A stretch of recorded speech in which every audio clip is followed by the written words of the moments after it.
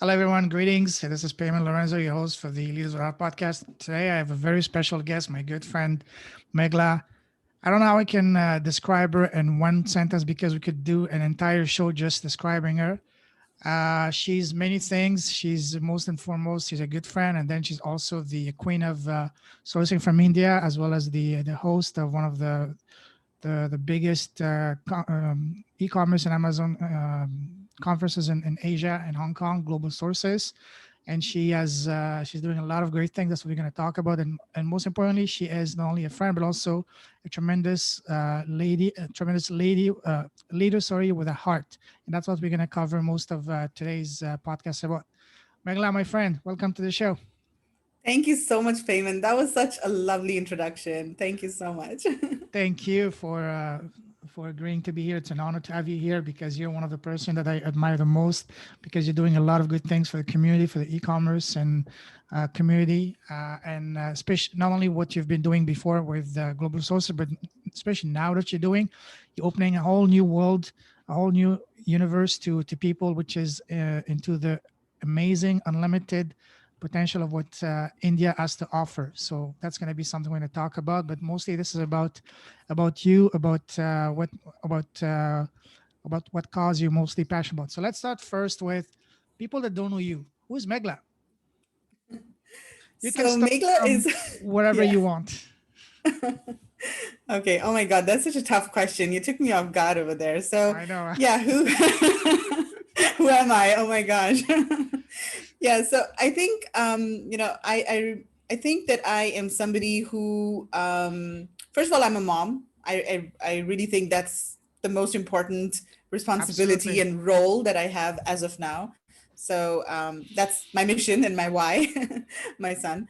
And then secondly, I also want to be seen as somebody who can create sort of an impact in different ways. Doesn't have to be impact in, like impacting a large number of people in society or anything like that, but just somebody who wants to impact lives, change lives, make a difference in people's lives even if it's in a small way, even if it's like just inspiring somebody or helping somebody with something. So that's what I want to be known for, and that's what drives me, and that's what makes me smile, and that's what makes me happy.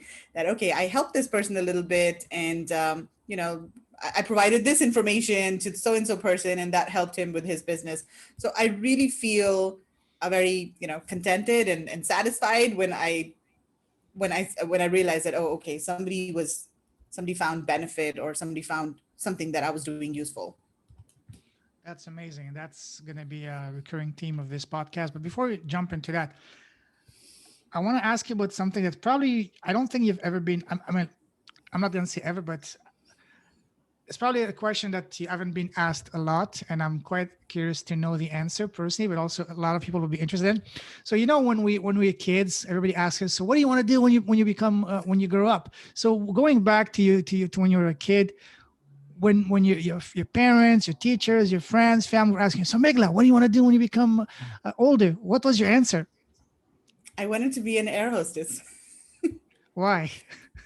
Because first of all, I had a lot of influence in my family, like my grandparents, my grandfather and my mother, my aunts. A lot of people were in the airlines industry, Mm, and they were working as ground staff. None of them was working as an air hostess. But I just found it very appealing, especially in terms of travel. So the idea that I could travel to all of these different countries and see the world, um, just during my work, that I found that very appealing. And right from the beginning, I really did want to travel. Like right from childhood, I wanted to travel the world and see different places, and that's still a dream that is unfinished for oh me. yeah. So yeah, that's what And I wanted to be. And then I did apply for the job of an air hostess at one airline, but I didn't get through. So then my next option, and this was something that I also had in mind growing up, is that I wanted to be in journalism, and oh I wanted wow. to be a writer. And so I took option B, and I joined a newspaper where I was the copy editor at the Very nice. newspaper. And so that's how I started my career. Okay. And so, how did you transition from being a journalist into being the businesswoman that you are now? Oh my God, that's such a long story, but I'm gonna just I'm gonna try to describe it in like a couple of minutes. So I started working in India with this newspaper, and then from there I moved to Global Sources in India. At that time, they had an editorial operation and an editorial team in India, but it wasn't like an office as such. It was just based on, they had one India bureau chief at home, working from home, and then they had a string of freelancers. So I joined Global Sources as India bureau chief, and I was managing their editorial operations and their freelancers. So we were basically writing reports on how products are manufactured in India at that time. And this was way Mhm. back in the year 2000, 20 years ago. And so we were visiting factories and talking to suppliers, manufacturers, and then writing these reports.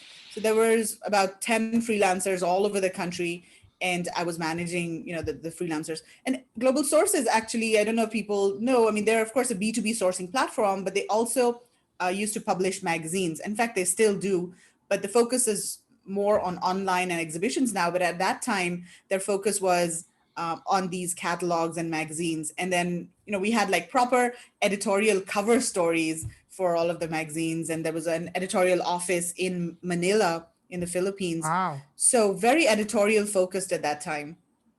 And then I worked in India for about 3 years, and there was an opportunity in Global Sources in the Manila office. So I relocated there. And once I was there, that's when I started traveling to China. 2003 was the first time I traveled to China to visit factories. And over there, I was working on these research reports called China sourcing reports. And again, we were visiting factories and writing about how products are manufactured and writing company profiles and things like that. And those research reports were sold for like $500-600 to overseas Wow. buyers, importers who want to source products from China. So I did that for quite a few years. And I moved to China in 2006. And I was there for about 9 years. I was doing lots of different things, mostly focused on the research reports.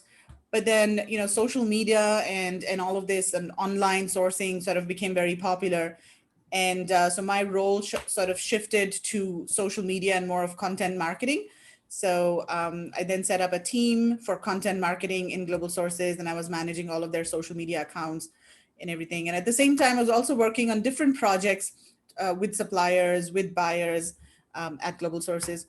And yeah, 2015, I moved to Singapore. And that was mostly because of personal reasons.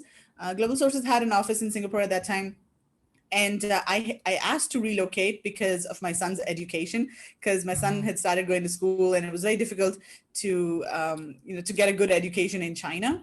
Sure. So that's why I asked to move to Singapore. And then yeah, worked in Singapore for a few years. And then 2018, Global Sources decided to relocate their Singapore office to Hong Kong.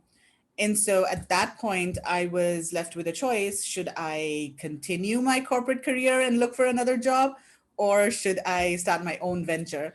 And then I decided to start my own venture because that's something that I really wanted to do for a long time. And so I thought this was an opportunity to do something of my own because, I'm not getting any younger. So it's now or never. So yeah, that's how I ended up starting my own business. And I started with India Sourcing Trip because at that time I saw this as an opportunity because there was this trade war between China and the US, and there were a lot of Amazon e-commerce sellers who were looking for alternative sourcing markets. And said, so that's how the journey to, for India Sourcing Trip started. That's amazing. Yeah, I remember that you were doing that. So, can you, for those of people that are not familiar, what are the main attraction for someone that's looking to source a product? What are the attractions? What are the advantages of sourcing from India versus China? And what kind of product would you recommend for people to source from?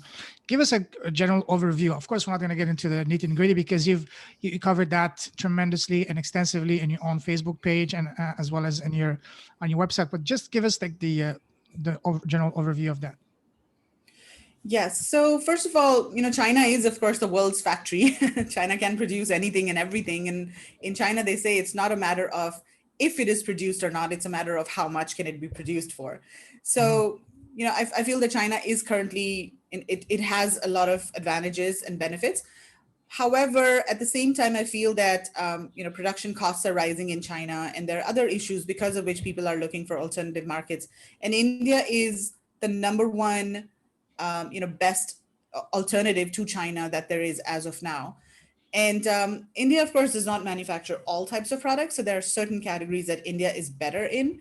So, for example, wood, that's quite competitively priced in India, as well as there's a lot of workmanship and good artisans that can make really beautiful products out of wood.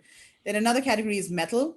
So again, India has a lot of a rich history of these handicraft kind of products, like in metal, wood, glass, ceramic. And what's happened is that there are a lot of these exporters, manufacturer exporters, who have taken these art forms or these handicraft skills, and they're starting to produce these products at scale for export.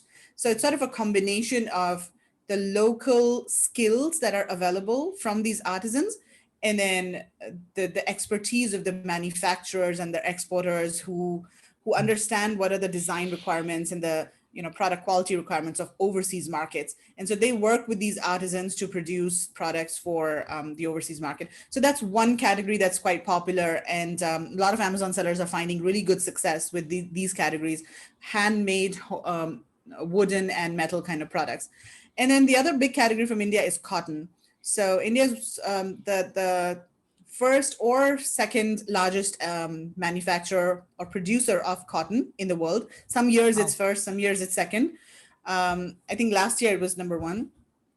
And so therefore, there's a huge industry, huge manufacturing of cotton-based textiles and fabrics. So for example, there's apparel, furnishings, all sorts of textile-based products. So that's another huge, huge category. And there are lots of different products available. So there's knitted and woven fabrics available.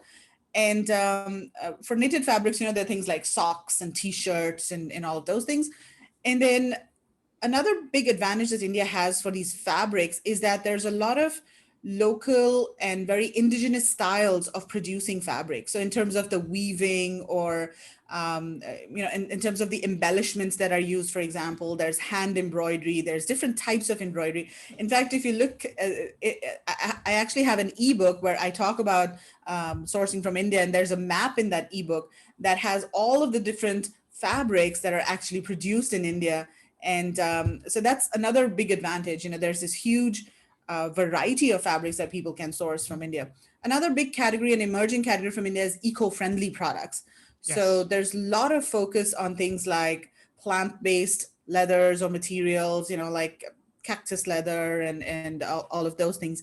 And then there's also a lot of focus on producing disposable items that are eco-friendly and biodegradable. So for example, disposable dinnerware made from sugarcane waste, or disposable dinnerware made from areca palm leaves, those kinds of things. There's also a lot of focus on upcycling and recycling products.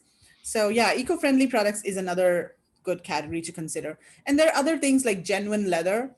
So there's India is in fact one of the leading exporters of leather garments after Italy. So number one is Italy, Wow. second India, and then third China. So a lot of beautiful designs coming out. So India is really strong with designs in terms of fabrics and home decor items as well.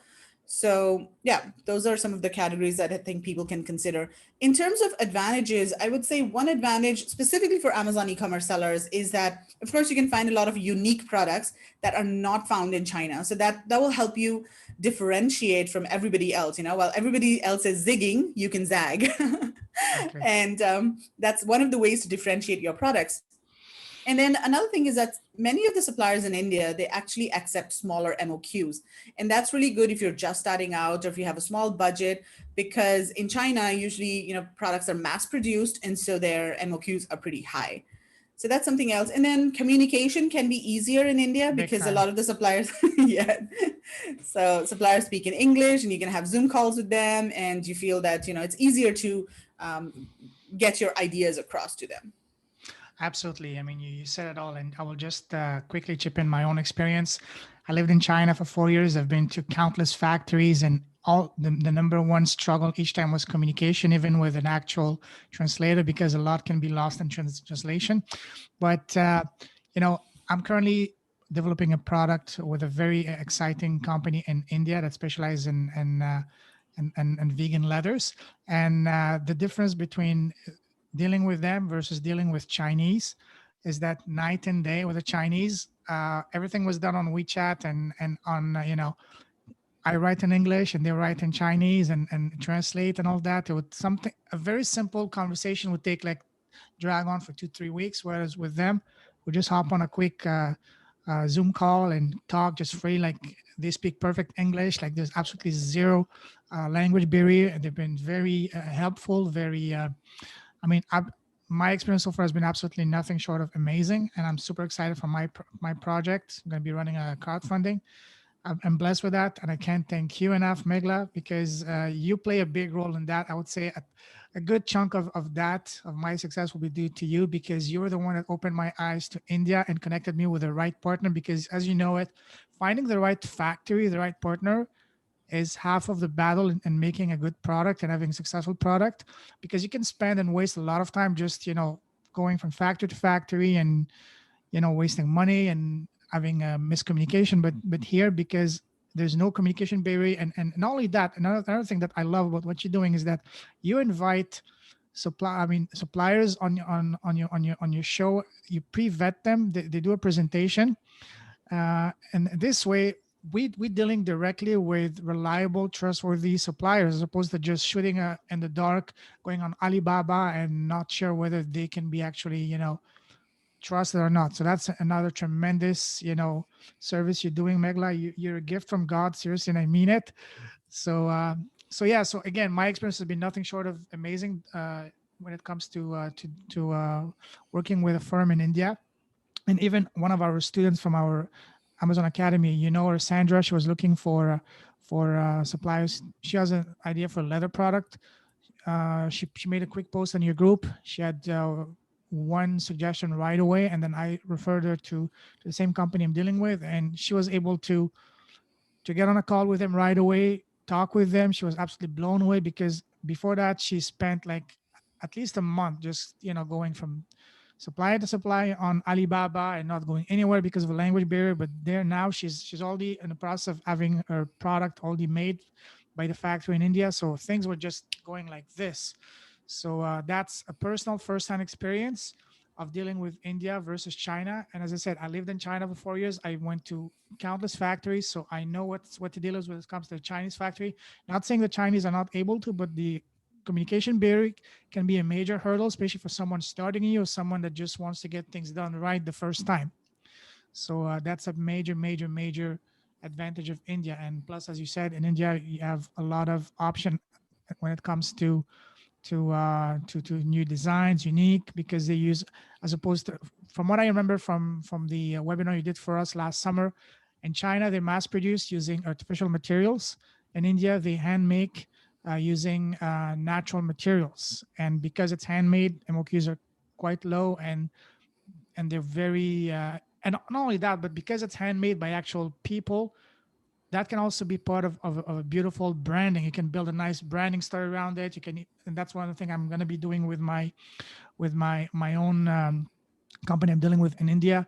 I asked them, I want you guys to send me a picture, videos of the actual person working on my product, even a small bio, like a 1 or 2 sentences. Hey, my name is so and so. I've been working here for the past 10 years. I handcraft this product with love and care, and you attach that inside your package. That's gonna blow people away. But that's something that, sure, you could do it in China, but it would be much much more difficult to do it in China than in India. So yeah, I mean, I can talk on and on. I mean, I'm probably as big as a fan of India. I mean, you converted me now, so I'm all in. So Yeah, thank I you, think. Meghla, for that. Yeah, thank you so much. I mean, this brings me so much joy. I mean, Payman, you asked me in the beginning, what am I about? I mean, this is what I'm about, and I'm so happy to hear all of this. And just one thought that came across my mind as you were speaking and you were talking about this. So, why is it that I find joy in facilitating this or helping people or connecting people or making an impact? And this is a bit of a personal story, but I'm okay to share it now. So in 2017 I lost my husband to a heart attack. Sorry to hear that. So at that time I realized that life is very fragile, and life is unpredictable. Life is, you have to expect the unexpected. But what is life about after all? I mean, we are not going to take anything with us. We came empty handed, we're going to go empty handed. What we are leaving is our legacy. After my husband passed away, it was, of course, a very difficult time. And then, I was thinking, what has he left behind?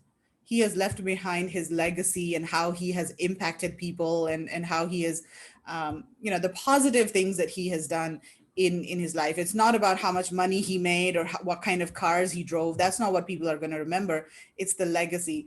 And so, after that, I think my perspective has changed a little bit on life, and I have become more sort of open and giving. And I'm like, okay, life is all about helping other people. And I think when you help other people with an open heart, it comes back to you. Big time. So it's, yeah, I mean, of course I have to run a business, I have to earn money, I have to, Sure. put food on the table and everything.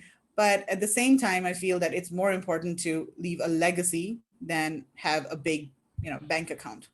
Absolutely. And as you said, I couldn't agree more with you. It's all about the impact, you know. Yeah. It's not about how much money you make, whatever, it's how much impact you're gonna be Yeah. making. Because just like you said, it's all about the legacy. I read I heard something not long ago that says, how do you want to be remembered? And that's a question that really made me think. So how do I want to be remembered? And when I thought about it, I said, well, I want to be remembered as someone that's always, here, reliable to help people. And once I, said, so what can I do now to really make that happen? And it was obvious for me. I asked, what do I enjoy the most? Ever since I was a kid, I enjoyed the most was helping people, helping those. Even I remember when I was in kindergarten, my parents would bring me sometimes some snacks, and there was a kid beside me. I mean, usually one or two kids that didn't have anything. Without even thinking, I'm talking when I was like 4 or 5 years old, I would gladly share whatever my parent would bring to me with them. So, and even anytime when I help someone, the most gratifying feeling in the world is when you help someone and you see the gratitude in their eyes, and the smile. There's Yeah. It touches you so deeply. It's almost like orgasm for the soul, and in a so much deeper way that nothing else. It almost, even now talking about it, I don't know if you can see it, I'm getting goosebumps. So you see, that's how gratifying, how amazing it is when you get that thing. So that's a perfect segue. So now, so you mentioned briefly that you're doing now India sourcing trip, which are kind of affected by what's going on in the world right now. But you mentioned that while you were there, you did something that was absolutely amazing. I want you to talk about that. You said you sponsored kids for during your trip. Tell us about that. Yeah. So when I started this venture, I mean, I spent about 6 to 9 months preparing for India sourcing trip, and doing a lot of research and making a business plan and marketing and everything before I actually launched it. And at that time, when I was thinking about what exactly is the mission of my business, one of the things that really stood out for me was I want to give back and I want to do something for society. Whatever business I do want to have, some portion of my revenue to go to, helping people. So there's this school in India. It's actually a nonprofit school. It's free for poor kids, and it's run by an organization called Dipalaya. And I've been associated with this organization for a few years now. Even before the trip, I was sponsoring a few kids over there. And it's just, I mean, you don't have to pay a lot. It's just $100 per year, not per month, per year, Wow. to get their books. It's just basically, Wow. they use that to get their books and everything. And, you can actually impacts the life of a child, and you can help them get an education and come out of poverty. So that is a huge impact that you can sort of make. And what this organization does is that they send you an update on the child's progress, and so maybe a report card, or sometimes the child can also send you greeting cards. Of course, they don't encourage you to meet with the child directly because their privacy concerns and everything. But if you do visit India, then you can actually visit the school, and you can meet with all of the kids there. So when we went to India, first of all, what I did was, for all of the India sourcing trip attendees, out of all of the fee that they had paid for the trip, I allocated $100 for each of them to sponsor one child in that school. That's So beautiful. there were about 35, 40 India trip attendees, and they sponsored, each of them sponsored one child. And then I paid for 1 year of sponsorship. And then after a year, they can, decide to whether they want to continue sponsoring the child or they want to discontinue. So, and then the other thing that we did was we visited the school. So there were a couple of us. We had arrived early in Delhi for the trip. And then we spent about 2 hours in that school, and it was just so amazing to see those kids' eyes light up, when they saw all of these guests. And we were welcomed by the kids. In India, there's this traditional way of welcoming where they have this plate. It's a metal plate, and they put different things on the plate, like a little a candle. It's called a diya actually, but it's sort of a little, thing with a flame, and then flowers, and they also put a tikka on the forehead. So there were these little kids standing at the entrance with all of these plates, to welcome us in the school. And one by one, they welcomed all of us. And then they also made some gifts for us. So they hand painted a greeting card for all of us. And then they also made like a wind chime for me specifically. They gave that to me. So it was Wow. just so amazing to see all of that. And in that school, it's so amazing. It's very simple and basic infrastructure, of course, but they've got good teachers, and they've got a school for younger kids. They've got a separate class for differently abled kids. So all of the differently abled kids are also, taught over there. And then they've also got a section for older people who want to maybe learn some skills like computers, or like software development. I mean, maybe not software development, but just basic computer skills, or designing, Photoshop, those kinds of things. So they're also training older teenagers and maybe Mhm. young adults on those types of actual skills that they can use for getting jobs later in life. So yeah, I'm very passionate about this sort of thing because I strongly believe that in order for society to be uplifted and people to come out of poverty, they have to be educated so that they can come out of the cycle of poverty. Because what happens is, if you're born into a poor family, then you sort of end up in that cycle, because you can't get an education, because you have to help to, you have to start working at an early age to support the family, and it's just like an endless cycle. So I think education is the only thing that can help people come out of the cycle of poverty. I couldn't agree more with you. Absolutely. And we have a similar philosophy. For me, as I said, the this podcast is called Leaders with a Heart. My vision is to create a platform to bring other enlightened entrepreneurs and leaders with a heart to share their story, talk about their the cause they're mostly passionate about, so that we together we can inspire other entrepreneurs. For example, me and you talking, someone's going to be listening. If me and you we can influence even one other entrepreneur to do the Yeah. same, to help someone, and then they went on to go on to inspire another, and so on and so forth. And before long we would have a much different environment. The world be much more positive, which what the world needs a lot right now. Because I have a firm belief that we as entrepreneurs we have a duty and a responsibility to do good with our businesses, not only because it's a right, first of all, because it's a right thing to do as a human being, but also because doing good, it's actually pretty damn good for business, because people want to do business with a business that is cost driven. Like there was a stat by a survey research conducted by Deloitte that with all things, all perks being equal, 74% of Americans would rather work for a company that is cost driven versus one that is just profit driven. Because people want to feel, people want to, most people want to do good, but they're not able to do either because they don't have the money, or most importantly, because they don't know how or where to start. But if me and you, we can allow them to do good to the purchase of our product and services, we empower them, we give them this empowerment to do good. And not only, and by doing that, not only they will feel amazing by buying our product, but they will become our not only just mere one-time customers, but they will become, loyal, avid fan, even evangelical fans. They will do our marketing for us, because when you buy from a company that, hey, this company is not only, when you buy, for example, for a product, my product, when you 1 unit of product, they're gonna go in and give a pair of eyeglasses someone in need of. When you join India sourcing trip, they will, for example, sponsor a kid education for 1 year. That they will feel, wow, that's an amazing company, and they will keep on talking about you. So it's a win-win-win in every way.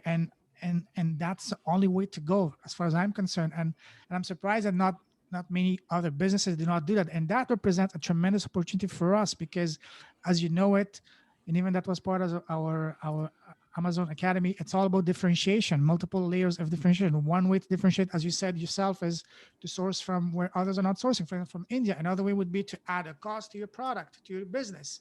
So it's all about differentiating, and if you do that, it's a win-win. And one mistake that a lot of people, I mean, some business people can make is how, if I have to give a product for free, if I have to spend money to donate or whatever, that's extra expenses. I don't look at it as expense. I look at as the best investment. I mean, the best amount of money and spent as far as the ROI is concerned, because the ROI you get from giving, whether it's a unit of your product or sponsoring a child or whatever, you get that tenfold back, not only in terms of goodwill, in terms of karma, but also because when people see that, they will do your own marketing for you. They will not be just another customer, another client. They will be raving evangelical fans. And that's something that's priceless, not only for you as a business person, but also for your customers. They will love buying from you because they know that each time they buy from you, not only they look amazing using your product or going on your trip or whatever, but also they actually doing an impact. As I said earlier, a lot of people want to do good, but they don't know how to do it or where to do it. But if me and you, we can allow them to do good, to the purchase our product and services, we are empowering them to do so. And for that, they will be grateful for us.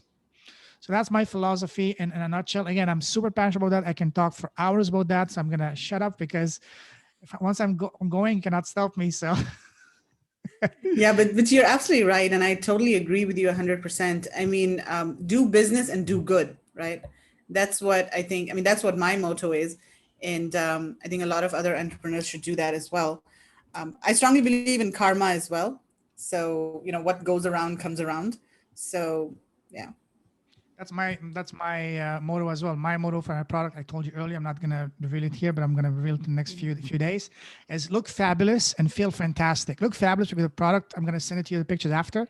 Absolutely stunning. But also when you wear it, not only you look fabulous, but you will look fantastic. You'll feel fantastic because by you wearing that product, you know that someone is gonna that need it but cannot afford it is gonna receive a pair of eyeglasses so they can see clearly, and they can have the gift of vision. Me and you, we can take for granted that we're able to see, but for someone that cannot see or sees, not very good. Once, for example, I need glasses if can wear, I can see correctly, but with that, it's a different world that opens up for us. And if I can allow someone to be able to see clearly just by purchasing a product, I will buy not just one, I will buy 5, 6 of that, and I will refer people. So as I said, it's not only the right thing to do as a human being, but also it's pretty damn good for business too. Once people understand that, and as soon as people can realize that, the better they will be off, the better their business will be there, but also the better, most importantly, the karmic balance will be. I mean, they will get so much more positive karma for them. I also believe strongly in karma. Yeah, it's a win-win-win. I mean, there's no downside to doing this. Absolutely. And just one last thing on that thing, I read not long ago a quote that really, shook me. It said the two most important dates in our lives are the first one is when we are born, and the second when we find out why we are born, why we are here. So when you realize, and that's something that unfortunately not a lot of us get to do it, but those of us that are lucky enough to realize why we are here, our life completely becomes different. Like for me, I've been coasting like almost like a zombie for the past few decades, and finally when I realized, hey, it's not just about me, it's about helping, about the impact. Now I have so much more drive, I have so much more desire, passion that I never had before. Yeah, you're right. And I feel exactly the same way. So I was in, a corporate career for 20 years and I loved my job and I was passionate at that time. But now that I've started this business and I have a different, objective and mission, the passion is just at a different level altogether. It doesn't feel like work at all. And, Mhm. I'm working like 10, 12 hours a day, even more sometimes. And it just, yeah, I don't know where the energy comes from, but it's just there. It comes from the universe, from God, from whatever you want to call it, Yeah. from your Yeah. purpose. um how how big do you want to take this cause that you're passionate about, which is sponsoring kids education in India. What's your ultimate vision with that? So, I mean, my ultimate vision with that is to, of course, be able to sponsor as many kids as possible. I mean, the sky is the limit. So I don't want to Mhm. have, an end goal or anything like that in mind. But my vision is to just have as huge an impact as possible and just be able to help as many people as possible with, with this, because I strongly believe, the organization is really well managed, and they're doing a really good job. So I mean, I could go and, start up my own organization, for example. But why should I do that when there's somebody else who's already doing such a great job, and they've got the Mhm. infrastructure and, the connections in the community as well. So I would rather support them as much as possible. So yeah, the sky's the limit for that. Especially in a country like India with a massive Yeah. need for that. Absolutely. And anyways, and Yeah. even me, as I said, I'm gonna be, giving my goal is, as I said, for this product is not to sell, say, 1,000, 2,000, 5,000 units, but to instead is to be able to provide at least 5,000 people with a gift of seeing properly. That's my goal for the Mhm. first 2 to 3 years. I don't look at the number of sales. I look at the number of impacts. For me, it's Yeah. not about, I hired a private mentor a few months ago, very successful businessman, is also of Indian background. Akbar Sheikh is an eight-figure seller business person from the ClickFunnels and community. And his motto is make more, give more. That's exactly it. Okay. Make more, give more. And so Yeah. before applying for his getting into his program, he asked me, so what's your why? What do you want to get in? Do you want to, is it to buy a Lambo and mansion? I said, no, my goal is not to make $1 million. My goal is to give away $1 million. And for me to give away $1 million, I need to make $3 million. Yeah. And when I heard that, say, you know what, you're in, get in, bro. So that, because that's me. It's not about me. I don't care about the latest toys or whatever. It's all about, as I said, it's all about the impact. So Meghla, I'm gonna ask you a few fun questions. Let's say, I mean, you're a very successful business lady. You have your own podcast. Let's say that your next guest in your podcast is gonna be the most special person in your life, which is yourself. Imagine you're interviewing yourself. What would be the first question you would ask yourself? I And would ask myself, yeah, go ahead. What? the first question and the question you want to ask yourself the most. That's what I wanted to ask. Yeah. The most? Oh my gosh, that's a difficult question. So I guess what I want to ask myself is, um, I want to ask, why did you make certain choices that you did when you were, way younger? Sometimes I question myself with the choices that I made, and I won't go into the choices and everything, but yeah, I think that's what I would ask myself. What did you think about those choices that you had made at that time, and what could you have done differently?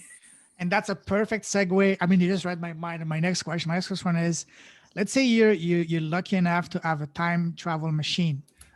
And let's say you're sitting and face to face with your 18-year-old version. What would be the number one piece of advice you would give to yourself when you were 18, with all the knowledge experience you have now? Well, I think it's very clear. I would have told myself that, hey, impact is the most important thing. I mean, that's something that I realized way later in life, and after a huge, incident, after a huge loss.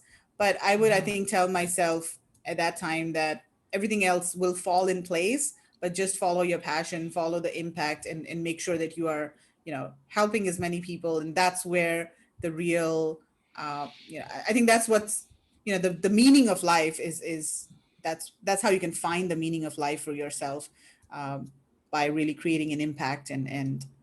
influencing, lives. Okay. What was in the past 12 months, what was the biggest lesson, the biggest impact that something had on your life, whether it's from a book that you learned, whether it's from a book, from a podcast, from a mentor, from anyone, that what would be the biggest lesson, the biggest impact that you learned that has positively impacted both your life as well as your business? I think the last 12 months have been so challenging for Right. everybody, and yeah, for me specifically, because I started a trips and events business right before the You're pandemic. completely Completely like crashed. So wrong I mean, it business. doesn't it doesn't get worse than this. So I mean, I have learned so many lessons in the last 12 months. I could write a book on that. But I think the biggest Please do. lesson, yeah, probably. Let me come out of this first. We're still there. So, but I think the biggest lesson that I've learned is that relationships matter, Mhm. and it's really important, whether it's personal relationships or business relationships. We can't do things on our own. We have to we need the support of our friends, our family, our um, our ecosystem and people that we work with, whether they're business partners, clients, customers, whatever. So I feel that there has been so much support for me from the Amazon community, from my partners Margaret and Kevin, for example, from other people that I work with like Tim Jordan and Ritu Java. So all of these people they've given so much support. So that's one of the biggest lessons that I've learned, that when you're in tough times, then relationships really matter, and it's people who are there to help you in those times are your real friends. And yeah, that's what's really really important, relationships and just those connections with people. Beautiful. So now looking back, you were at first very excited to start this new venture, which is India sourcing trip, and then 2020 happened, and your business, your world completely crumbling.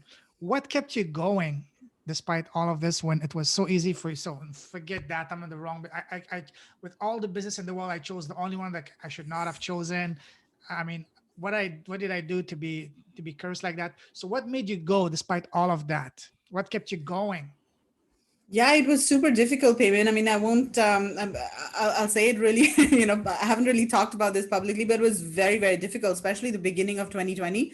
It was Mm-hmm. very challenging, very difficult, and I was almost like going into depression, and I didn't know what to do because Mm-hmm. that was going to be my main source of income, right? I mean, that was the whole Sure. business, and I had this whole plan.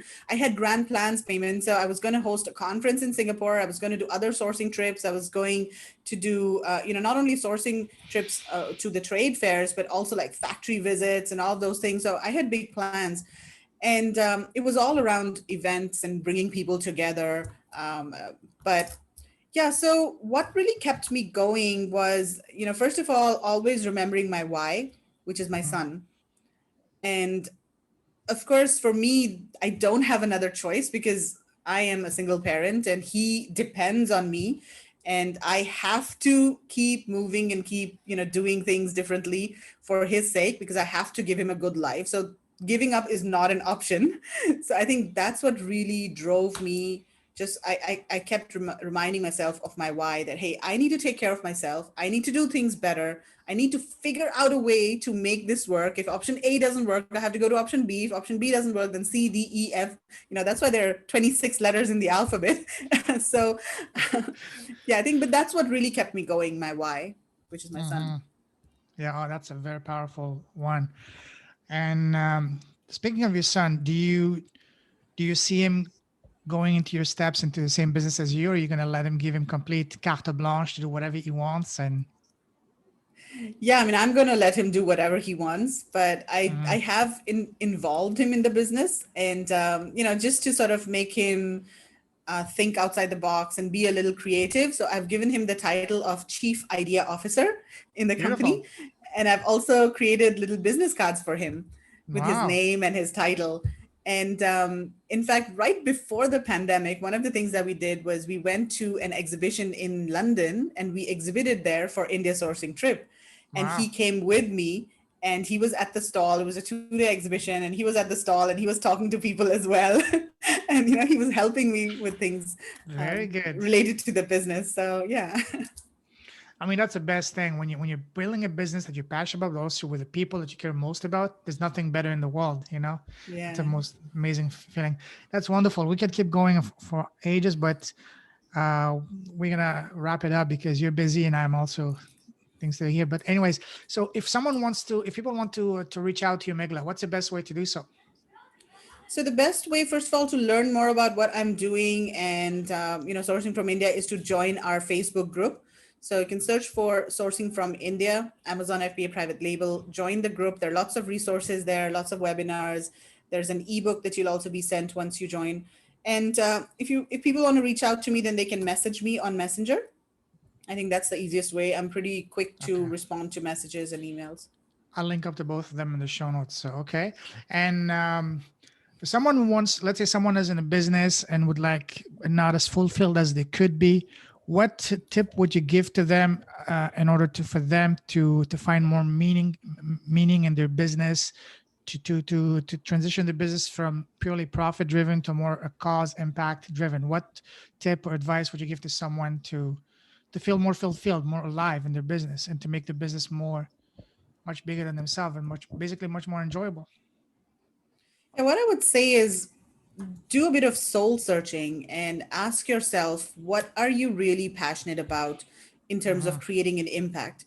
Is it, and it's different for different people, right? For me, it's more of education because I do believe that education is a way out of poverty.